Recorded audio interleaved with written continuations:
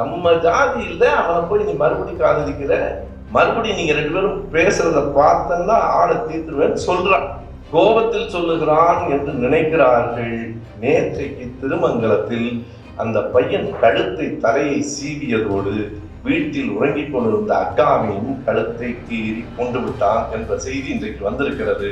சாதி அவமானமா இல்லையா? அதாவது பெரியார் சொன்னது மாதிரி, நான் பத்திரிகை நடத்துவது மக்களுக்காகத்தான். ஒருவேளை யாரும் படிக்கவில்லை என்றால் நானே அச்சு கொடுத்து நானே அச்சிட்டு நானே படித்துக் கொள்வேன் போடாங்க. இந்த மனிதர்கள் சமூக மனிதர்களாக இல்லாமல் நாம் தனித்தனி மனிதர்களாக மாற்றப்படுகிறோம். அது யாருக்கு நல்லதென்றால் சமூக விரோதிகளுக்கு மட்டுமே நல்லது.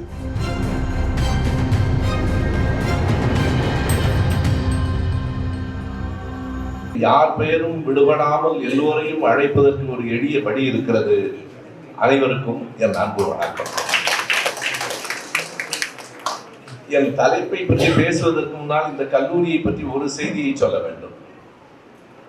நானும் தமிழ் கல்லூரி ஒன்றில் 1.5 ஆண்டு காலம் பணியாற்றி இருக்கிறேன். திருப்பனந்தாள் தமிழ் கல்லூரியில் 40 ஆண்டுகளுக்கு முன்னால் ஒரு 1.5 ஆண்டுகள் பணியாற்றி இருக்கிறேன்.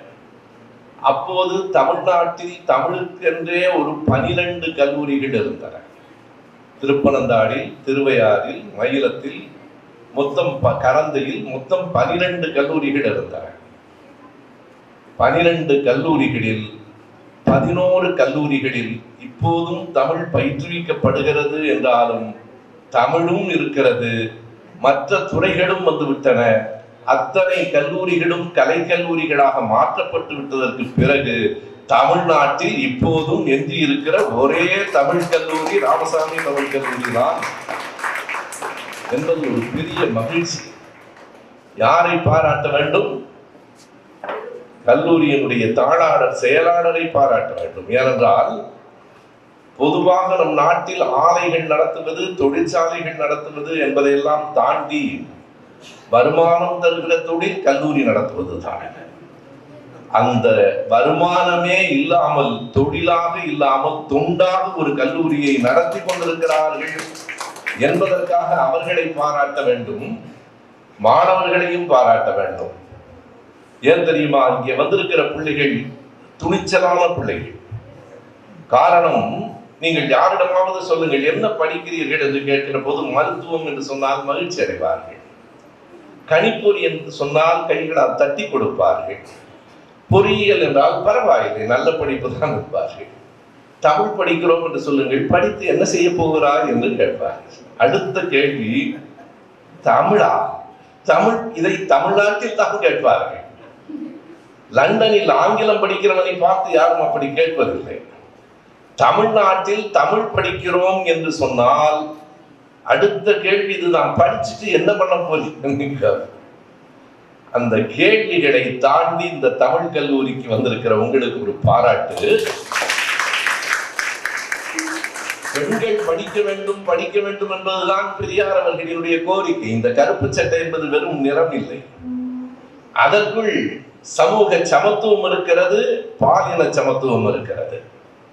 பெண்கள் படிக்க வேண்டும் என்று கவலைப்பட்ட காலம் தாண்டி மொத்தம் 97 பேர் படிக்கிறார்கள், அவர்களில் 80 பேர் பெண்கள் என்று கேள்விப்பட்ட போது பெரிய மகிழ்ச்சியாக இருந்தது. அதற்கும் நம்முடைய பாராட்டுகள். நீங்கள் தனியாக இல்லை, கவலைப்படாதீர்கள். தமிழ் படித்துவிட்டு என்ன செய்வது என்று கவலைப்படாதீர்கள். நீங்கள் தனியாக இல்லை, காரணம் தமிழ் உங்களோடு இருக்கிறது. தமிழ் ஒரு நாளும் உங்களை கைவிடாது. தமிழ் கைவிடாது என்பதற்கு நானே அதற்கான எடுத்துக்காட்டுதான். தமிழ் தான் படித்தேன். உலகத்தின் பல நாடுகளை சுற்றி வந்திருக்கிறேன், ஒரு காசு கூட நான் செலவழிக்கலாம். தமிழ் தான் என்னை அழைத்து சென்றது. தமிழ் தான் இன்றைக்கும் என்னை நிறுத்தி கொண்டிருக்கிறது. தமிழ் மீது கொண்ட பற்று, தமிழில் நான் வளர்த்து கொண்ட திறன், திராவிட இயக்க கொள்கைகளை சொல்லுகிற அந்த போக்கு, இவை மூன்றும் தான் இன்றும் என்னை இந்த நாட்டில் நிலைநிறுத்திக் கொண்டிருக்கிறது. புகழில், பணத்தில் ஒரு குறையும் இல்லை. துணிவாக இருக்கேன். இன்னும் ஒரு செய்தியை உங்களுக்கு சொல்ல வேண்டுமானால், நாங்களெல்லாம் படித்த போது புலவர்கள் எல்லோரும் அமர்ந்திருக்கிறார்கள். தமிழ் படித்தால் புலவர்களாகி ஆசிரியர்களாக மட்டும்தான் போக முடியும். இன்றைக்கு உங்கள் கண் முன்னால் ஊடகத்துறை என்கிற ஒரு கடல் விரிந்து கிடக்கிறது. உங்களுக்கான வேலை வாய்ப்புகள் காத்து கிடக்கின்றன. நீங்கள் அதற்கு உங்களை தயார் செய்து கொள்ள வேண்டும். படிக்கிறவர்கள் எல்லோருக்கும் எல்லா வேலைகளும் எல்லா துறையிலும் கிடைத்துவிடவில்லை. மருத்துவம் படித்தால் பணக்காரராகலாம். எல்லா மருத்துவர்களும் பணக்காரர்களாக இருக்கிறார்களா? எல்லா பொறியாளர்களுக்கும் வேலை இருக்கிறதா? யார் அந்த துறையில் திறமையோடு இருக்கிறானோ அவன் தான் வெல்வான். 1000 வழக்கறிஞர்கள் இருக்கிறார்கள். பல வழக்கறிஞர்கள் துன்பத்தில் தான் இருக்கிறார்கள். எனக்கு தெரியும். தமிழ் படித்ததால் மட்டும் வேலை கிடைத்து விடாது. தமிழை நீங்கள் எப்படி படித்தீர்கள், தமிழை எதற்காக படித்தீர்கள், அந்த தமிழ் உணர்வு எந்த அளவுக்கு உங்களுக்கு இருக்கிறது, அதை எத்தனை துறைகளில் நீங்கள் கொண்டு செல்கிறீர்கள் என்பதை பொறுத்து உங்களுக்கு எதிர்காலம் உண்டு. அதிலே ஒன்றுதான் ஊடகவியல். நான் செயலாளர் அவர்களிடத்தில் கேட்டுக்கொண்டிருந்தேன், நூலகம் இருக்கிறதா, எவ்வளவு நூல்கள் இருக்கின்றன என்று கேட்டேன். எவ்வளவு மாணவர்கள் படிக்கிறார்கள் என்பது ஒரு கேள்வி. எவ்வளவு நூல்கள் இருக்கின்றன? நூலகம் இருக்கிறது, ஏறத்தாழ 12,000 நூல்கள் இருக்கின்றன என்று சொன்னார். 17,000 நூல்கள் இருக்கின்றன என்றார். பெரும்பாலும் தமிழ் நூல்கள் என்றார். நான் அவரிடத்தில் வைத்திருக்கிற கோரிக்கை, தமிழிலேயே இருக்கட்டும், பிற துறை சார்ந்த நூல்களும் வர வேண்டும். மிக இன்றியமையாதது. இனி நீங்கள் எந்த துறையையும் தனியாக எல்லாம் பிரித்து பார்க்க முடியாது. அடுத்ததாக நான் சொல்வதை புலவர்கள் ஏற்பார்களா என்று எனக்கு தெரியாது. ஆங்கிலத்திலும் நீங்கள் தேர்ச்சி பெற வேண்டும். ஆங்கிலத்திலும் தேர்ச்சி பெற வேண்டும். நீங்க வெறுமனே தமிழ் போதும் என்றெல்லாம் சொல்லுகிறவன் இல்லை. நான் தமிழ் ஆங்கிலம் 2 போதுமா? வேறு மொழி படிக்க கூடாதா? உங்களுக்கு தேவையும் திறமையும் இருந்தால் 100 மொழிகளை படித்துக் கொள்ளுங்கள். யார் வேண்டாம் என்கிறார்கள். ஆனால் தேவை கண்டிப்பாக இருக்கிறது. 2 மொழிகள் நமக்கு தேவையாக இருக்கின்றன. எனவே ஆங்கில துறையிலும் நீங்கள் பயிற்சி பெற வேண்டும். நவீன இயந்திரங்களை பயன்படுத்துவது, நவீன கருவிகளை பயன்படுத்துவதில் தேர்ச்சி பெற வேண்டும். என் வயது ஒத்தவர்கள், நான் தேவதாஸ் அவர்களையே கேலி செய்து கொண்டிருப்பேன். இதை சாதாரணமாக இந்த கைபேசி வெறும் பேசுவதற்கு மட்டும் இல்லை, அது ஒரு கடல். அதை பழகுங்கள். அதற்குள் 1000 செய்திகள் இருக்கின்றன. பழகுங்கள். ஒன்றுதான் நான் சொல்ல வருகிற செய்தியினுடைய அடிப்படையான கருத்து இதுதான். நவீன அறிவியலை பழகுங்கள், அதில் மூழ்கி விடாதீர்கள். அதில் எந்த அளவுக்கு நமக்கு உதவி இருக்கிறதோ அந்த அளவுக்கு ஒரு சிக்கலும் இருக்கிறது. எந்த கருவி நம்மை உலகத்தில் உள்ளவர்களோடெல்லாம் சேர்க்கிறதோ அதே கருவி பக்கத்தில் இருக்கிறவர்களிடமிருந்து பிரித்து விடுகிறது. உண்மையா? அறிவியல் வளர்ந்த பிறகு அமெரிக்கா அடுத்த வீடாகிவிட்டது என்பது உண்மை. அடுத்த வீடு அமெரிக்காவாகிவிட்டது என்பதும் உண்மை. பல பேருக்கு பக்கத்து வீட்டில் யார் இருக்கிறான் என்று தெரியாது. நேற்றைக்கு கூட நான் நண்பர்களிடம் சொன்னேன், ஒரு விமானம் 2 மணி நேரம் தாமதம். யாரும் கோபப்படவே இல்லை, யாரும் குனிந்த தலை நிமிரவே இல்லை. கைபேசியோடு இருக்கிறார். இந்த கைபேசி நம்முடைய ஆளுமைக்கு உட்பட்டதாக இருக்க வேண்டுமே தவிர கைபேசிகளால் நாம் கட்டப்படுகிறவர்களாக இருக்கக்கூடாது. இன்றைக்கு இருக்கிற சமூக வலைத்தளங்கள் எல்லாவற்றிலும் நான் இருக்கிறேன். அதை அந்த ஆங்கிலத்திலேயே அந்த பெயர் சொல்ல வேண்டுமானால் முகநூல், ஃபேஸ்புக், இன்ஸ்டாகிராம், ட்விட்டர், வாட்ஸ்அப் எல்லாவற்றிலும் இருக்கிறேன். எங்கே கவனமாக இருக்கிறேன் என்றால் தினமும் அன்றாடம் அவைகளில் நான் என்னுடைய பதிவுகள் வரும். எங்கே கவனமாக இருக்கிறேன் என்றால் முகநூலில் நான் ஒரு கருத்தை பதிவிடுகிறேன். ஒருவர் அதற்கு எதிராக ஒன்று எழுதுவார். அது உரியதாக இருந்தால் விடை சொல்லலாம், இல்லையானால் கடந்து போய்விட கற்றுக்கொள்ள வேண்டும். தினந்தோறும் அவனுக்கு எனக்குமான விவாதம் 5 மணி நேரம் நடந்தால் வேற வேலை நடக்காது. மிக கடுமையாக, மிக புகழ்ந்து என்னை பாராட்டுகிறவர்களும் உண்டு, மிக கடுமையாக தாக்குகிறவர்களும் உண்டு. காரணம் இல்லாமல் என்னை கடுமையாக தாக்குகிறவர்களை பார்த்து ஒரு புன்னகையோடு கடந்து போய்விட கற்றுக்கொள்ளுங்கள். அது அடிப்படையாக. அந்த புன்னகைக்கு என்ன பொருள் என்று அவர்களுக்கு தெரியாது. பாவம் என்று பொருள். வேலையை விட்டு விட்டு இது வேலை செய்து, இது வேலை செய்தால் போதும், நீங்க எல்லாம் இருக்கீங்கன்னு தெரியுது. சில நேரங்களில் இரவில் பேசுகிற போது இந்த மின்சாரம் போயிட்டா ஒரே இருட்டா இருக்கும். எதிரில் இருக்கிறவர்கள் இருக்கிறார்கள் நம்பிக்கையில் பேசுவது. ஒருவேளை விளக்குவதற்கு பிறகு அரை காலியாக இருந்தால் தான் அப்போதும் இப்போது கவலை இல்லை, நான் பேசுவதை இந்த வலையொலி கொண்டு போய் சேர்த்துவிடும். அறிவியல் என்பது நம்முடைய வளர்ச்சிக்கு உரியது. எனவே இந்த காலகட்டத்தில் ஒன்றை உணர்த்த வேண்டும் என்பதற்காக இந்த தலைப்பை நான் தேர்ந்தெடுத்துக் கொண்டேன். எனக்கு அந்த தலைப்பு சரியாக இருக்கிறதா என்று 2 முறை பார்த்து கொண்டேன். காரணம், அதில் ஒரு சிறு பிழை வந்து விடுமானால் தலைப்பின் பொருள் மாறிப்போம். நாம் தனி மனிதர்கள் இல்லை என்பதில் அச்சில் தனி விட்டு போய்விட்டது என்று வையுங்கள். நாம் மனிதர்கள் இல்லை என்று ஆகிவிடும்.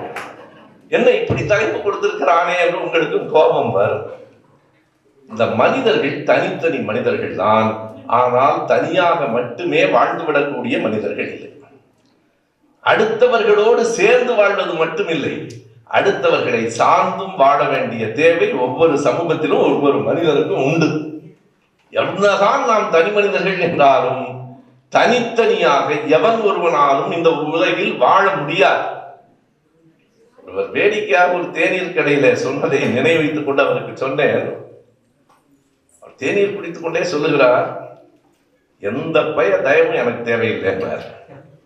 எனக்கு என்ன சிரிப்பு வந்தது என்றால், அவர் கையில வைத்திருக்கிற தேநீர் கோப்பை இருக்கிறது பாருங்க, அந்த தேயிலை எங்கிருந்தோ வந்தது, பால் எங்கிருந்தோ வந்தது, தண்ணீர் கூட எங்கிருந்தோ வந்தது, அந்த கோப்பைக்கான பொருள் எங்கிருந்தோ வந்தது, தயாரித்தவரினுடைய உழைப்பு இருக்கிறது. ஒரு தேநீருக்கே இத்தனை பேருடைய உழைப்பு தேவைப்படுகிறது, எனக்கு யார் தயவும் தேவையில்லை என்று சொல்லுகிறவன் மிகப்பெரிய அறியாமையில் இருக்கிறான் என்று பொருள். யாருடைய தயவும் இல்லாமல் யாராலும் வாழ முடியாது. எனவே நாம் தனித்தனி மனிதர்கள் போல தோன்றினாலும் நாம் சமூக மனிதர்கள். ஒரு திரைப்பட பாட்டு உண்டு இல்லையா, மலர் இருந்தால் மனம் இருக்கும் தனிமை இல்லை, செங்கனி இருந்தால் சுவை இருக்கும் தனிமை இல்லை, கடல் இருந்தால் அலை இருக்கும் தனிமை இல்லை, காணும் உலகத்தில் எதுவும் தனிமை இல்லை. ஒரு திரைப்பட பாட்டு தான். மலர் இருந்தால் மனம் இருக்கும் தனிமை இல்லை. யார் சொன்னா தனிமை இல்லை? மலரோடு மனம் இருக்கிறது, எல்லாம் கலந்துதான் இருக்கிறது. எந்த ஒன்றையும் நம்மால் தனித்தனியாக பிரித்து விட முடியாது. ஒரு தோற்றத்திற்கு பார்வைக்கு தனியாக தெரியும். ஆனால் நாம் ஒரு சமூகம் சார்ந்தவர்கள். சமூகம் என்றால் என்ன? இன்றைக்கு உலகத்துல என்ன ஆகி போச்சுன்னா, எங்க சமூகத்துல எல்லாம் அவன் ஜாதியை சொல்றான். சமூகம் என்கிற சொல் சாதிக்கு போய் சேர்க்கிறது. சாதி என்பது, பிள்ளைகளை குறித்துக் கொள்ளுங்கள், சாதி என்பது நமக்கு அடையாளம் இல்லை, அவமானம். இதை நெஞ்சில் அழுத்தமாக பதித்துக் கொள்ளுங்கள். சாதி என்பதால் தான் இன்று காலையில் கூட 2 பேர் வெட்டி கொலை செய்யப்பட்டிருக்கிறார்கள் மதுரை திருமங்கலத்துக்கு அருகில். நான் இந்த புத்தகத்தில் திராவிட முழக்கத்தில் எழுதியிருக்கிறேன், காதலர் நாடும் அந்த புளிய மரமும் என்று எழுதியிருக்கிறேன். பட்டுக்கோட்டைக்கு அருகில் நெய்வார் விடுதி என்கிற ஒரு கிராமத்தில் வேறு சாதியை சார்ந்த, இன்னமும் சொன்னால் ஒரு பட்டியல் இனத்தை சார்ந்த ஒரு பையனை ஒரு பெண் காதலித்தாள் என்பதற்காக அவள் கொல்லப்பட்டாள் என்பதை விட கொடுமையானது என்னென்றால், அவள் பெற்றோராலேயே அவள் கொல்லப்பட்டாள் என்பதுதான். தன் பிள்ளையை விட சாதி பெரிதென்று இந்த சமூகம் நினைக்குமானால், நான் மறுபடியும் சொல்லுகிறேன், சாதி நமக்கு அடையாளம் இல்லை, அவமானம் என்பதை இந்த இடத்திலாவது உணருங்கள். இன்றைக்கு என்ன நடந்திருக்கிறது? இன்றைக்கு காலை செய்தித்தாளில் வந்த செய்தியை சொல்லுகிறேன். திருமங்கலத்தில் இது மிகப்பெரிய கூத்தாக இருக்கிறது. ஒரு பெண் ஒருவனை காதலிக்கிறாள், வேறு சாதி என்பதற்காக திருமணம் செய்து வைக்கவில்லை. இன்னொருவனுக்கு, அந்த பெண்ணுக்கு விருப்பமில்லாத ஒருவனோடு திருமணம் செய்து வைக்கிறார்கள். 3 ஆண்டுகள் ஆயிற்று.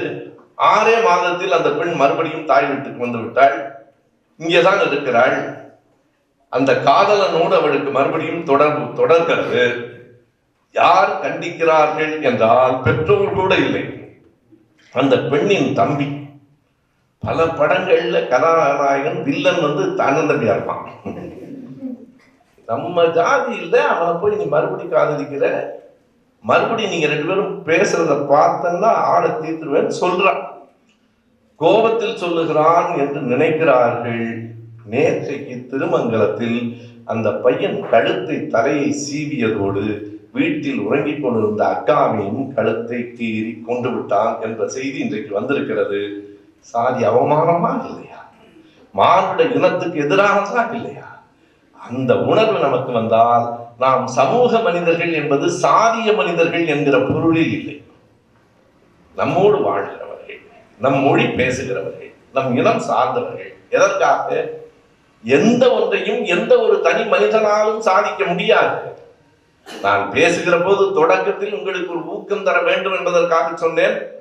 தமிழ் படித்தால் உங்கள் அழிந்து போய்விட மாட்டோம், இதோ நான் இருக்கிறேன், என்னை உலகம் இன்றைக்கு ஏற்றுக்கொண்டிருக்கிறது, வரவேற்கிறது என்றேன். அதற்குள் இருக்கிற உண்மையான செய்தி என்றால் நான் மட்டுமில்லை. நான் மட்டுமே அந்த இடத்துக்கெல்லாம் வந்துவிட முடியாது. எனக்கு பின்னால் 1000 பேர் இருக்கிறார்கள்.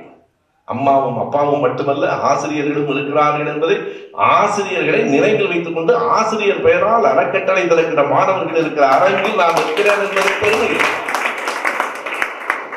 இந்த வாழ்க்கையில், இந்த உலகத்தில் நாம் எத்தனை பேருக்கு கடன் பட்டிருக்கிறோம், எவ்வளவு பேருக்கு கடன் பட்டிருக்கிறோம். மறுபடியும் ஒரு திரைப்பட பாடலையே சொல்லுகிறேன், பிள்ளைகளுக்கு அது ஒரு அளவுக்கு தெரிந்திருக்கும். பழைய பாடல் தான் தெரிந்திருக்கும். பட்ட கடன், அதாவது நான் வாழ்க்கை முழுவதும் பட்ட கடன் கொஞ்சமில்லை, அதை பட்ட கடன் ஏதுமில்லை. பெற்ற தாயின் கடன் பாக்கி இருக்கிறது, வளர்த்த தந்தைக்கான கடன் வளர்ந்திருக்கிறது. இந்த உலகத்தில் நாம் பெற்ற கடன்களை அடைத்து விட முடியாது. யாரோ, நீங்கள் எண்ணி பாருங்கள், தாயிடம் பால் அருந்தினோம், தந்தையின் விரல் பிடித்து நடந்தோம், யாரோ ஒருவர் சொல்லிக் கொடுக்க எழுதினோம், கடித்தோம். ஒவ்வொரு நாடும் நமக்கு 1000 ஆசிரியர்கள் இருக்கிறார்கள். நாம் தனி மனிதர்கள் இல்லை. நாம் இந்த சமூகத்தில் இருந்து எல்லாவற்றையும் பெற்றோம். அதனால் சமூகத்துக்கு திரும்ப கொடுக்க வேண்டியவர்களாக இருக்கிறோம். அதுதான் செய்தி. இன்றைக்கு நாம் உண்கிற எந்த ஒரு மாம்பழத்தின் விதையையும் நாம் விதைக்கவே இல்லை. யாரோ விதைத்த விதை இன்றைக்கு அது மரமாக நிற்கிறது. நாம் எதற்காக இந்த கல்லூரியினுடைய தாளாளர் அவர்களுக்கு திரும்ப திரும்ப சொல்லுகிறோம்? பெரிய கருப்பன் என்கிற அந்த மாமனிதர் போட்ட விதை 20 ஏக்கரில் இன்றைக்கு வளர்ந்து நிற்கிறது. அவருக்கு என்ன தேவை வந்தது? தமிழுக்கு கல்லூரி நிறுவ வேண்டும் என்கிற தேவை என்ன வந்தது? அதுவும் 55 லட்சம் ரூபாயை கொடுத்திருக்கிற தலைவர் கலைஞர் தலைமையிலான அரசுக்கு மட்டுமில்லை, 50 லட்சம் ரூபாயை முதலில் அழிப்பதாக உறுதியளித்த ஜெயலலிதா அவர்கள் தலைமையிலான அரசுக்கும் நாம் நன்றி சொல்கிறோம். என்னுடைய கட்சியும் அரசியலும் வேறாக இருக்கலாம், இருந்தால் என்ன, யார் எந்த நன்மையை செய்திருந்தாலும் அதை தலைகுனிந்து வணங்கி பாராட்டுவது என்பதுதான் நம்முடைய அடிப்படை பண்பாக இருக்க வேண்டும். எல்லா இடங்களிலும் கட்சி அரசியலையே நடத்தி கொண்டிருக்க முடியாது. இன்றைக்கு 20 ஏக்கரில் இந்த இடம் விரிந்து கிடக்கிறது என்றால் இன்னமும் கட்டிடங்கள் வர வேண்டும், இன்னமும் மாணவர்கள் வர வேண்டும். என்ன செய்யலாம்? ஐயா பேராசிரியர் முருகசாமி அவர்கள் மேடையில் பேசுவதற்கு முன்பே நான் செயலாளர் இடத்திலே சொன்னேன், எனக்கு ஒரு பெருமையும் உண்டு, ஒரு வருத்தமும் உண்டு. இந்த தமிழ் கல்லூரி நான் பிறந்த ஊரில் இருக்கிறது என்பது பெருமை. ஆனால் இந்த கல்லூரிக்கு நான் இன்றுதான் முதலாக வருகிறேன் என்பது கொஞ்சம் வருத்தம். அதுதான் நான் வந்ததில்லை, வந்திருக்க வேண்டும். நீங்கள் அழைத்துத்தான் வந்திருக்க வேண்டும் என்கிற அவசியம் இல்லை. இந்த ஊரில் தமிழின் பெயரால் ஒரு கல்லூரி இருக்கிறது என்றால் அதை வந்து பார்க்காமல் போயிருக்கிறேன் என்கிற அவமானத்தோடு தான் நான் அதை சொல்லுகிறேன். இனி வருவேன், நீங்கள் அழைத்தாலும் அழைக்கவில்லை என்றாலும் வருவேன். இந்த ஊரில் இருக்கிற இந்த தமிழ் கல்லூரி வளர்வதற்கு என்னால் ஆனவைகளை கண்டிப்பாய் செய்வேன் என்பதை எந்த வாக்குறுதியும் கேட்காமலேயே சொல்லியிருக்கிறேன். அவர் கேட்கவே, நானாகத்தான் சொன்னேன். எதற்காக நான் சொன்னேன் என்றால், என்ன வேலை நம்மால் செய்ய முடியுமோ அதை செய்ய வேண்டும். இப்போது இருக்கிற இந்த அரசில் என்னால் சிலவற்றை செய்ய முடியும் என்று தோன்றுகிறது, செய்ய வேண்டிய கடமை இருக்கிறது என்று உணர்கிறேன். காரணம், இன்னும் பல பிள்ளைகளை இந்த கல்லூரி பார்க்கிறேன், காலந்தோறும் பார்க்கிறேன். நீங்கள் முதுகலை முடித்து விட வேண்டும். வெறும் பிலிட் என்கிற இந்த படிப்பை வைத்துக் கொண்டு வேலை கிடைத்து விடாது. முதுகலை முடித்து விடுங்கள். ஊடகவியல் துறையில் தமிழ் அறிந்தவர்களுக்கான தேவைகள் இன்னமும் இருக்கின்றன என்பதை உணர்ந்து கொள்ளுங்கள். இப்போதும் தமிழ் ஏடுகளில், தமிழ் தொலைக்காட்சிகளில் தமிழ் அறியாமலேயே பலர் இருக்கிற நிலைமையும் இருக்கிறது. ஏனென்றால் அண்மையில் தமிழ்நாடு அரசினுடைய தமிழ் வளர்ச்சித்துறை எனக்கு ஒரு வேலையை கொடுத்தது. தமிழ் தொலைக்காட்சிகளில் செய்தி படிக்கிறவர்கள் எல்லோருடைய தமிழையும் கேட்டு மிக சிறப்பாக தமிழ் ஒலிப்பு சரியாக உள்ளவர்கள் செய்தியை படிக்கிறவர்களுக்கு ஆளுக்கு 25,000 ரூபாய் கொடுப்பதற்கு முடிவு செய்தார்கள். இயக்குனர் அருள் அவர்கள் என்னை அழைத்து, நீங்கள் கேட்க வேண்டும் என்றால் மொத்தம் எவ்வளவு பேர் என்றால் 100க்கு மேல் என்றால் 100க்கு மேற்பட்டவர்கள் 10 நிமிடம் செய்தி படித்து நான் கேட்டுக்கொண்டிருந்தால் அவர்கள் எதிர்காலம் நன்றாக இருக்குமோ இல்லையோ, என் எதிர்காலம் கேள்விப்படியாது. மன்னித்துக் கொள்ள வேண்டும். நீங்கள் ஒரு குழுவினர் அமர்ந்து ஒரு முதல் கட்டம் தேர்ந்தெடுத்துக் கொடுங்கள், நான் கண்டிப்பாக தருகிறேன் என்று சொன்னேன். பிறகு நானும் இன்னொரு கிருபானந்த வாரியாரினுடைய சிஷியாக இருக்கிற அவர் மிக நன்றாக தமிழில் பேசக்கூடியவர், இருவரும் அமர்ந்து ஒரு 10 பேரை தேர்ந்தெடுத்து கொடுத்தோம். எதற்கென்றால் தொலைக்காட்சிகளில் பணியாற்றுகிறார்கள், செய்தி வாசிக்கிறார்கள், விவாதங்களில் பங்கேற்கிறார்கள். ஒரே ஒரு குறை இருக்கிறது, தமிழ் அவர்களுக்கு சரியாக வரவில்லை. அந்த குறையை உங்களால் எளிதில் போக்க முடியும். கணிப்பொறி கற்றுக்கொள்ளுங்கள். நான் சொல்வதெல்லாம் என்ன தமிழை தவிர மற்றவைகளை எல்லாம் படிக்க சொல்கிறானே என்று நினைக்காதீர்கள். தமிழோடு சேர்த்து படியுங்கள். தமிழோடு சேர்த்து கையில கணிப்பொறி இல்லாமல், இந்த கைபேசியே ஒரு கணிப்பொறி தான். எனவே அப்படி உங்களை அணியமாக்கி கொண்டு பல்வேறு துறைகளிலும் ஈடுபாடும் வந்து இந்த சமூகத்திற்காக, இந்த மக்களுக்காக சேர்ந்து உழைக்கிற போது உங்களின் உயரம் கூடும். நீங்கள் நாம் எல்லாம் தனி மனிதர்கள் இல்லை என்று சொல்லுகிறீர்கள். ஆனால் தீதும் நன்றும் பிறர் தர வாரா என்று புறநானூறு சொல்லுகிறது. வாக்கெலோன் என்று தாகூர் சொல்லுகிறாரு. இதற்கும் மேலே போனால் தனித்திரு, பசித்திரு, விழித்திரு என்று வள்ளலார் சொல்லுகிறார். தனித்திரு என்று வள்ளலார் சொல்லுகிறார். நீங்கள் தனியாக இருக்காதே என்கிறீர்களே, இது முரண் இல்லையா என்று கேட்கலாம். வள்ளலாரினுடைய சொற்களுக்கு தவறாக பொருள் கொள்ளப்படுகிறது. பல பேர் அப்படி நினைத்துக் கொண்டிருக்கிறான். தனித்து என்றால் யாரோடும் சேராதே, பசித்திரு என்றால் உண்ணாதே, விழித்திரு என்றால் தூங்காதே என்று பொருள் இல்லை. இப்படியெல்லாம் சொன்னால் அவனை செத்துப்போ என்று சொல்வதற்கு பொருள். ஒரு நாளும் வள்ளலார் அப்படி சொல்லுகிறவர் இல்லை. அவர் விழித்திரு என்று சொன்னதை தூங்காதே என்று சொல்கிறார் என்று கருதி கொண்டு சில பேர் இரவு முழுவதும் கண் விழித்து பிரார்த்தனை என்கிறார்கள். வள்ளலார் அதையெல்லாம் சொல்லல. தனித்திரு என்றால் மற்றவர்களிடமிருந்து ஒரு தனித்துவம் உடையவனாக இரு என்றதற்கு பொருள். பசித்திரு என்றால் எப்போதும் அறிவு பசியோடு இரு என்று பொருள். விழித்திரு என்றால் எப்போதும் விழிப்போடு இரு என்று பொருள். பி அவேர் என்று ஆங்கிலத்தில் சொல்லுகிறார்களே, அதுதான் விழித்திரு என்பது. எனவே நாம் தனித்து இரு என்றால் ஒரு தனித்துவம் உடையவனாக இருக்க வேண்டும், தன்னந்தனியாக இருக்க வேண்டும் என்றதற்கு பொருள் இல்லை. ஆம், தாகூர் சொன்னார் வாக்கெலோன் என்று சொன்னார். எப்போது சொன்னார்? அந்த கடைசி வரி, அது ஒரு புகழ்பெற்ற பாடல். வாக்கெலோன் என்பது தனியாக நட என்று தாகூர் சொன்னது உண்மைதான். ஆனால் அந்த பாடல் முழுவதையும் படித்தால் தான் கடைசி வரியில் அவர் சொல்லுவார், if your word doesn't heed anybody, be walk around, then walk around. உன்னுடைய சொற்கள் எவராலும் கவனிக்கப்படாமல் போகுமானால், உனக்கு பின்னால் நடந்து கொள்வதற்கு ஆட்கள் இல்லாமல் இருக்குமானால் கவலைப்படாதே, தனியாக நட. எந்த இடத்தில் ஹீட்ஸ் என்றால் கவனித்த.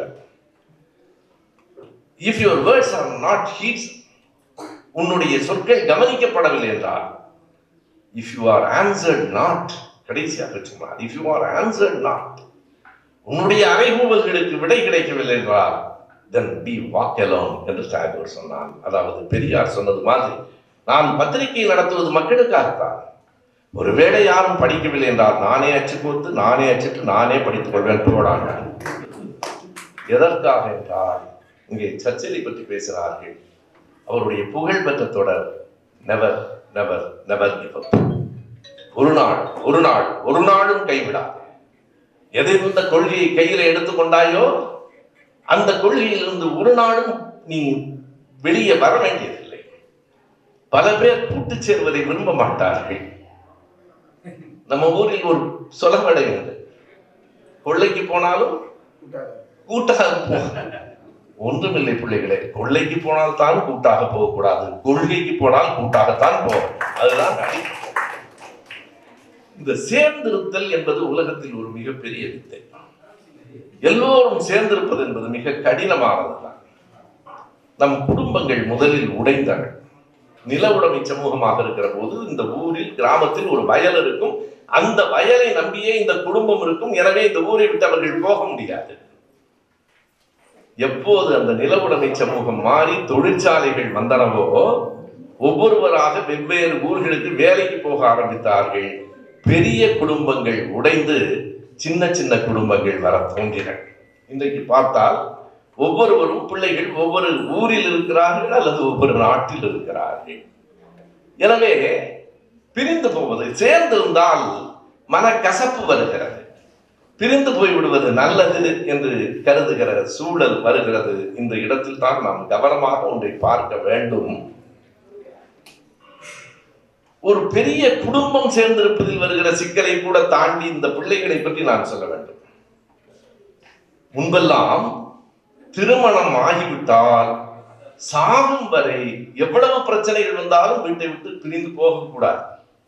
பெற்றவர்கள் சொல்லுகிற மிகப்பெரிய மிக மோசமான ஒரு அறிவுரை உண்டு, குறிப்பாக பெண்களுக்கு. நீ திருமணமானதற்கு பிறகு கணவனோடு தான் வர வேண்டும், தனியாக இந்த வீட்டுக்கு வரக்கூடாது என்று சொல்லி மிரட்டுகிற கட்டம். பல இடங்களில் நான் சொல்லி இருக்கிறேன், கல்லானாலும் கணவன், புல்லானாலும் புருஷன். காலம் மாறிவிட்டது. கல்லானால் கல் தான், புல்லானால் புல் தான், அவன் புருஷனெல்லாம் இல்லை என்று பெண்கள் தெளிவு பெற்றுவிட்ட காலம். ஆனால் அந்த தெளிவு கொஞ்சம் கூடுதலாக ஆகிவிட்டது. திருமணம் ஆன பிறகு பிரியவே கூடாது என்று இருந்த சமூகம் உடைந்து மனம் முறிவு உரிமை வேண்டும் என்று நாம் கேட்டோம். விருப்பம் இல்லை என்றால் விட்டு போகிற, விலகி போகிற உரிமை வேண்டும், உரிமை வேண்டும் என்று கேட்டோமே தவிர எல்லோரும் விலகி போய்விட வேண்டும் என்று சொல்லவில்லை. இப்போது என்ன ஆயிற்று என்றால், இரண்டு பேர் காதலிக்கிறார்கள், ஒரு 6 மாதம் 1 வருடம் பழகிக்கொண்டே இருக்கிறார்கள். பிறகு அவர்கள் பேசிக் கொள்கிறார்கள், நமக்குள் ஒத்து வராது, பிரிந்து போய்விடலாம். சேர்வதற்கு முன்பாகவே பிரிந்து போய்விட்டால் என்ன பொருள்? இன்றைக்கு நான் சொல்லுவது உண்மையான செய்திதான். நீதிமன்றங்களில் மிக கூட்டமாக ஏதேனும் ஒரு அரங்கம் இருக்குமானால், ஒரு கோர்ட், அது குடும்ப நல நீதிமன்றம். எங்கே மிகப்பெரிய கூட்டம் இருக்கிறது என்றால், மன முடிவுக்கு காத்திருக்கிறவர்கள் பெரும்பாலும் இளைஞர்களாக இருக்கிறார்கள். திருமணத்திற்கு முன்பே பிரிந்து போவது அல்லது திருமணம் ஆன உடனேயே பிரிந்து விடுவது, ஒரு சின்ன சண்டைக்கு கூட 2 பேரும் நம்ம பிரிஞ்சு போயிடலாம்னு பேசிக் கொள்ளுகிற ஒரு இயல்பு வருகிறது. இதுவும் அறியாமை அல்லது பக்குவமின்மையின் விளைவு. வாழ்க்கை என்பது விட்டு கொடுத்து போவதுதான், விட்டு கொடுத்து கொண்டே போவதல்ல. இன்னொன்றை மிக தெளிவாக இன்றைக்கு நாம் உணர்ந்து கொண்டிருக்கிறோம். இனி அந்த வேலையெல்லாம் நடக்காது. பெண் என்றால் ஆணுக்கு அடிமையாகத்தான் இருக்க வேண்டும் என்று சொல்லுகிற துணிச்சல் ஆண்களுக்கே இல்லாமல் போய்விட்டது. பெண்ணும் ஆணும் சமம் என்கிற உலகத்திற்கு வந்து சேர்ந்திருக்கிறோம். அது மிகப்பெரிய வரவேற்புக்கு உரிய ஒரு இடம். ஆனால் பெண்ணும் ஆணும் சேர்ந்து வாழ கற்றுக்கொள்ள வேண்டும். முதலில் இந்த 2 பேரால் சேர்ந்து வாழவே முடியவில்லை என்றால் சமூகத்தோடு சேர்ந்து வாழ முடியாது. சில சகிப்புத்தன்மைகள் வாழ்வில் தேவை. எல்லை மீறுகிற போது எந்த ஒரு ஒப்பந்தத்தையும் முறித்துக் கொள்ளலாம். எங்களை பொறுத்தளவு திருமணம் என்பது ஒரு ஒப்பந்தம், அவ்வளவுதான், கான்ட்ராக்ட். எல்லை மீறுகிற போது எதையும் முறித்துக் கொள்ளலாம், ஆனால் எதற்கெடுத்தாலும் முறித்துக் கொள்ளக்கூடாது. 2 செய்திகள் தான். ஒன்று, சேர்ந்து வாழ வேண்டும், சேர்ந்தேதான் வாழ வேண்டும் என்பதல்ல, நமக்கான உறுதிகளை நாம் விட்டுக் கொடுக்க வேண்டும் என்பதில்லை. ஒன்று. இரண்டாவது, இந்த நவீன கருவிகள் சேர்ப்பதற்காக பயன்பட வேண்டும். நம்மை பக்கத்தில் இருக்கிறவர்கள் முற்றிலுமாக பிரிப்பதற்காக பயன்பட்டு விடக்கூடாது. இந்த 2ம் இன்றைய பிள்ளைகளுக்கான மிகப்பெரிய தேவை என்று நான் கருதுகிறேன். இவை 2னாலும் பாதிக்கப்படுகிற பிள்ளைகளை நான் நேரில் பார்க்கிறேன். தொடர்ந்து கல்லூரிகளில் பல நேரங்களில் பேசுகிற பிள்ளைகளை சந்திக்கிற வாய்ப்பு கிடைக்கிறது. நம்முடைய தேவதாஸ் அவர்கள் சொன்னது போல, மாணவர்கள் கேள்வி கேட்கட்டும் என்று நான் சொல்வதற்கான காரணம், என்னிடமிருந்துதான் எல்லாவற்றையும் நீங்கள் தெரிந்து கொள்ள வேண்டும் என்பதெல்லாம் இல்லை. இன்றைய உலகில் உங்களிடமிருந்து தெரிந்து கொள்ள எனக்கும் ஏராளமான செய்திகள் இருக்கலாம். அவர் சொன்ன அந்த ஒரு நிமிட செய்தியின் போது சில நண்பர்கள் சொல்வார்கள், இன்றைக்குத்தான் இந்த செய்தியை நான் தெரிந்து கொண்டேன் என்று. நான் சொல்வேன், நான் நேற்றைக்குத்தான் தெரிந்து கொண்டேன். ஒரு பெரிய வித்தியாசம் இல்லை. நான் நேற்றைக்கு தெரிந்து கொண்டேன், அதை இன்றைக்கு உங்களோடு பகிர்ந்து கொண்டிருக்கிறேன். கற்றல் என்பது வாழ்க்கையின் ஒரு தொடர் நிகழ்வு. ஆங்கிலத்தில் இட்ஸ் கண்டினியூவல் ப்ராசஸ் என்று சொல்வார்கள். கற்றல் என்பது யாரிடமிருந்து? சமூகத்திடமிருந்து தான். என்னோடு கல்லூரியில படித்த நண்பர், நான் அழகப்பர் கல்லூரியிலே தான் படித்தேன். என் வகுப்பு நண்பர் சிதம்பரம் இங்கே வந்திருக்கிறார். எங்களோடு படித்த நண்பர் வெங்கட்ராமன் இன்று காலையிலே எனக்கு ஒரு செய்தியை அனுப்பியிருக்கிறார். நம்முடைய ஆங்கிலத்துறை பேராசிரியர் ஸ்ரீனிவாசன் அவர்கள் அடிக்கடி வகுப்பிலே சொல்லுவாரு, no man is an island. ஓ, அதை நினைவு வைத்துக் கொண்டுதான் இந்த தலைப்பை கொடுத்திருக்கிறீர்களா என்று கேட்டார். எனக்கு கொஞ்சம் வெட்கமாக இருந்தது. நான் அந்த ஆசிரியரையும் அதையும் மறந்து விட்டேன். வெங்கட்ராமன் நினைவு வைத்துக் கொண்டு சொன்னார். அதை நினைவு வைத்துக் கொண்டு நான் தலைப்பு கொடுக்கவில்லை. ஆனாலும் அந்த வரி மிக ஆழமானது. ஜான் டான் என்கிற ஒரு ஆங்கில கவிஞன் எழுதிய வரி, no man is an island. எந்த ஒரு மனிதனும் தனித்தீவு அல்ல. தனித்தீவாக எவராலும் வாழ முடியாது. எல்லோரும் ஒருவரை சார்ந்து ஒருவரோடு ஒருவர் சேர்ந்து என்று மட்டும் நான் சொல்லவில்லை. ஒருவரை சார்ந்து இன்னொருவர் வாழ்வதுதான் இந்த சமூகத்தின் அமைப்பு. இந்த சமூகத்தால் நாம் எத்தனையோ பயன்களை பெற்றோம். இந்த சமூகத்திற்கு என்ன பயனை நாம் தந்துவிட்டு போகிறோம் என்பது கேள்வி. எத்தனையோ பேர் இந்த ஒளி விளக்கை ஏற்றி வைத்தார்கள். நாம் எத்தனை விளக்கை ஏற்றிவிட்டு போகிறோம் என்பது நம் முன்னால் இருக்கிற கேள்வி. எத்தனையோ பேர் விதைத்த அந்த மரங்களில் விளைந்த கனிகளை நாம் சுவைத்தோம். எத்தனை விதைகளை நாம் விதைத்து விட்டு போகிறோம் என்பதுதான் கேள்வி. எனவே நாம் தனி மனிதர்கள் இல்லை என்று சொல்வதற்கு காரணம், நாம் சமூக மனிதர்களாக வாழ கற்றுக்கொள்ள வேண்டும். யார் ஒருவரும் தானாக பிறக்கவில்லை, தனக்காகவும் பிறக்கவில்லை. பெரியாரினுடைய புகழ்பெற்ற வரிகளை சொல்லுகிறேன். யாராவது எங்காவது வானத்திலிருந்து குதித்தவர்களை நீங்கள் யாராவது பார்த்திருக்கிறீர்களா? நான் இதுவரையில் பார்க்கவில்லை. தாய் தந்தையின் மூலமாகத்தான் நாம் வந்தோம். யார் ஒருவரும் தானாக பிறக்கவில்லை, தனக்காக மட்டுமே இந்த உலகத்தில் பிறக்கவும் இல்லை. இதை நினைவில் வைத்துக் கொள்ளுங்கள். சுயநலம் இல்லாமல் பொதுநலம் இல்லை. ஆனால் சுயநலம் எந்த அளவுக்கு இருக்க வேண்டும், பொதுநலம் எந்த அளவுக்கு இருக்க வேண்டும் என்பதிலே வேறுபாடு வந்திருக்கிறது. மழை பொழிகிறது என்றால் அது பொதுநலம், குடைபிடித்துக் கொள்வது சுயநலம், பிழை. வான் அளவுக்கு பொதுநலம் இருக்க வேண்டும், குடை அளவுக்கு சுயநலம் இருக்கலாம். நாட்டில் என்ன ஆகி போயிட்டு என்றால், குடை அளவுக்கு பொதுநலமும் வான் அளவுக்கு சுயநலமும் படைவிட்டது. சில நேரங்களில் குடையளவுக்கும் கூட இல்லாமல் போய்விட்டது. எனவே நமக்கு சொல்லப்பட்டிருக்கிற ஒரு பாடத்திலிருந்து வெளியே வாருங்கள். தான் உண்டு தன் வேலை உண்டு என்று இருப்பவன் நல்லவன் இல்லை, அவன் சுயநலவாதி. தான் உண்டு தன் வேலை உண்டு என்று இருப்பவன் சுயநலவாதி. தான் உண்டு தன் மொழி உண்டு தன் சமூகம் உண்டு, இந்த மக்களுக்கான எதிர்காலம் உண்டு என்று கருதி எவன் பாடுபடுகிறானோ அவனே சமூகம். முன்பெல்லாம் ஒரு பேருந்தில் ஏறினால் கூட எதிரெதிர இருக்கிறவர்கள் பேசிக்கொண்டே போவார்கள். நீங்க புதுக்கோட்டைக்கு போறீங்களா? நான் பட்டுக்கோட்டை வரைக்கும் போறேன். அது அவனுக்கு தேவையில்லை, இவனுக்கு தேவையில்லை. ஆனாலும் மனிதர்கள் ஒருவரோடு ஒருவர் உரையாட வேண்டும், பேச வேண்டும். இப்போ என்ன ஆயிடுச்சுன்னா, எந்த பேருந்துலையும் எதிர இருக்கே கிடையாது. என்னத்துக்கு இந்த பயலுவ பேசுறானுன்ட்டு ஒரே பக்கத்தை நோக்கித்தான் இருக்கைகள். அதுல என்ன ஒரே ஒரு பேச்சு வரும்னா, அந்த கை வைக்கிறது எவன் வச்சுக்கிறது ஒரு சண்டை வரும். அதையும் தாண்டி எதிர ஒரு தொலைக்காட்சி வச்சுட்டாங்கன்னா முடிஞ்சிருச்சு. ஏறி உட்காந்து அதை பார்த்துட்டு எனக்கு பக்கத்துல இருந்தவன் யாருன்னு கடைசி வரைக்கும் தெரியாது. இந்த மனிதர்கள் சமூக மனிதர்களாக இல்லாமல் நாம் தனித்தனி மனிதர்களாக மாற்றப்படுகிறோம். அது யாருக்கு நல்லதென்றால் சமூக விரோதிகளுக்கு மட்டுமே நல்லது. எனவே சமூகத்தின் மீது அக்கறை கொள்வோம். நாம் சமூக மனிதர்கள் என்பதை உணர்வோம். இந்த சமூகத்திடமிருந்து நாம் பெற்றோம்.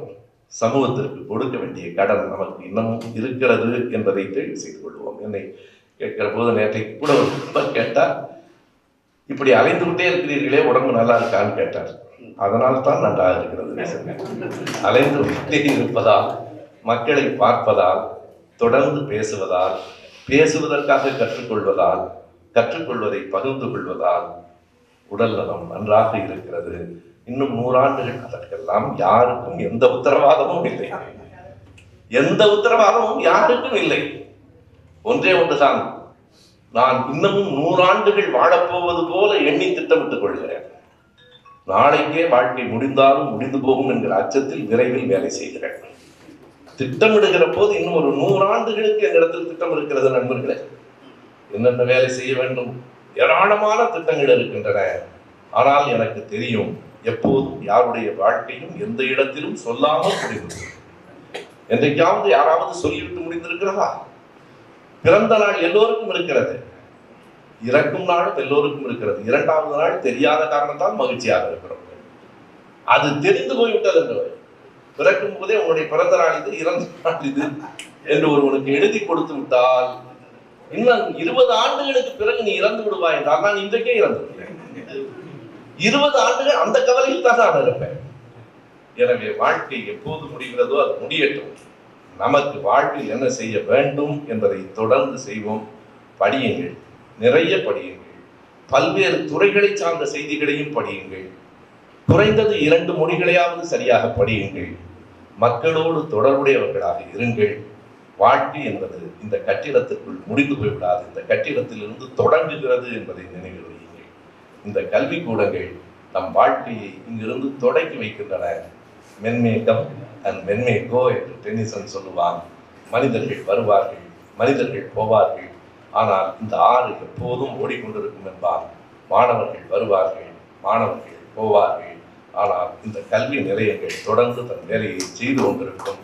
ஆகையினால்தான் எனக்கு வியப்பாக இருக்கிறது, ஒரு கல்லூரியினுடைய முன்னாள் மாணவர்கள், முன்னாள் பேராசிரியர்கள் இவ்வளவு பேர் ஒரு விழாவுக்கு வந்திருப்பது என்பதே இந்த கல்லூரியினுடைய தாளாளர்கள் ஆசிரியர்களிடம் எவ்வளவு அன்போடு இருந்திருக்கிறார்கள் என்பதற்கான ஒரு அடையாளம். பொதுவாக மாணவர்களுக்கு ஆசிரியர்களை பிடிக்கும் எப்போதென்றால் படித்து முடித்து வெளியே போன பிறகு. உள்ள இருக்கிறவரையும் பிடிக்கிறது, போனதுக்கு அப்புறம் சொல்லுவாங்க, எங்க வாத்தியார் பார்த்துட்டு அவரை தானே அன்னைக்கு சட்டை போட்டேன்.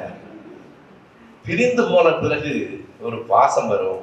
ஆனால் ஆசிரியர்களுக்கு அதுவும் இல்லை. இது ஒரு தொழில் செய்த சம்பளம் வாங்கிய இடமாக மட்டும் அல்லாமல், தாங்கள் கற்ற இடமாக, தாங்கள் பழகிய இடமாக, தாங்கள் வாழ்ந்த இடமாக இதனை நீங்கள் ஆக்கி வைத்திருக்கிறீர்கள் என்றால் செயலாளருக்கும் அந்த தாளாளர் குடும்பத்தினருக்கும் மறுபடியும் ஒரு நன்றி சொல்ல வேண்டும். பிள்ளைகளை தொடர்ந்து படியுங்கள், தொடர்ந்து சிந்தியுங்கள், கொஞ்சமும் கவலை இல்லாமல் படியுங்கள். யாராவது தமிழ் படிக்க வந்திருக்கிறீர்களா என்று கேட்டால் ஆம் என்று தலை நிமிர்ந்து சொல்லுங்கள். வேற எதுவும் கிடைக்காதனால இங்க வந்துட்டோம்னு ஒரு நாளும் சொல்லாதீர்கள். எனக்கு தெரியும், அப்படி சொல்லுகிற பிள்ளைகள் எல்லாம் உண்டு. எதுக்கு தமிழ் படி, வேற எவனுமே கொடுக்கல சொன்னாங்க. விரும்பி ஏற்றுக்கொள்ளுங்கள். நான் அடிப்படையாக இயற்பியல் பிஎஸ்சி பிசிக்ஸ் தான் படித்தேன். முடித்து தமிழை விரும்பித்தான் படித்தேன். திருமணமான பிறகுதான் படித்தேன். என் பெரிய மகனின் தொட்டில ஆட்டிக்கொண்டுதான் படித்தேன். பொய் சொல்ல முடியாது, என் மனைவி இந்த அரங்கத்தில் இருக்கிறார். விரும்பித்தான் படித்தேன். அந்த தமிழ் தான் இன்றைக்கும் என்னை காப்பாற்றுகிறது. அந்த தமிழ் தான் இந்த பெருமைகளை எல்லாம் கொண்டு வருகிறது. எனவே தமிழும் சமத்துவம் என்கிற திராவிட கருத்தியலும் சேர்ந்து வளர வேண்டும் என்று நான் கருதுகிறேன். சமத்துவம் என்பதுதான் அடிப்படை. சுதந்திரம், சமத்துவம், சகோதரத்துவம், இந்த 3 தான் நம் நெஞ்சில் அப்பி கிடக்க வேண்டிய புத்தன் சொல்லிக் கொடுத்து விட்டு போன அந்த தொடர்கள். படியுங்கள், உழையுங்கள், சமத்துவத்துக்காக உழையுங்கள். தீதும் நன்றும் பிறர் தர வாரா என்று புறநானூறு சொன்னது, அதை நீங்கள் எப்படி எடுத்துக்கொள்ளுகிறீர்கள் என்பதை பொறுத்து என்று பொருளே தவிர நாமே நன்மைகளையும் தீமைகளையும் உருவாக்கி கொள்ள முடியும் என்பதல்ல. நம்மை நோக்கி நன்மைகளும் வரும், தீமைகளும் வரும். அதை நாம் எப்படி எதிர்கொள்ளுகிறோம் என்பதை பொறுத்துத்தான் அவை மாற்றமடையும் அல்லது வளரும். நல்லது பிள்ளைகளே, நன்றி.